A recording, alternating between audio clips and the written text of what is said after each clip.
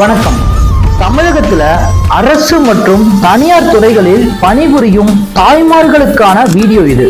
3வது முறையாக தாயாகும் பெண்களுக்கு பிரசவ விடுமுறையில் குறைப்பு. முதல் மற்றும் 2வது குழந்தை பிறக்கும் காலங்களில் பிரசவ விடுமுறை என்பது 12 மாதங்களாக கொடுக்கப்படுகிறது.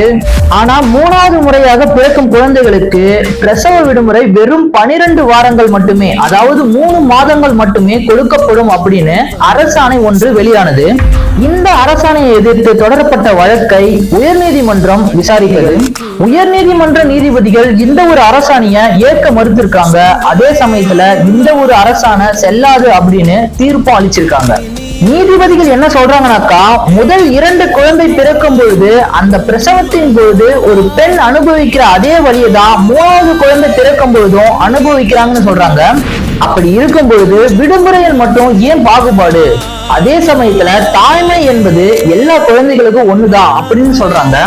அதனால 3வது குழந்தைக்கும் மற்ற குழந்தைகளை போல விடுமுறைகள் கிடைக்கணும் அப்படின்னு சட்டம் சொல்லுது. ஒரு வழக்கறிஞரா நான் என்ன சொல்றேன்னாக்கா, இது பெண்களின் உடல்நலம் சார்ந்த உரிமை அப்படின்னு நான் சொல்றேன்.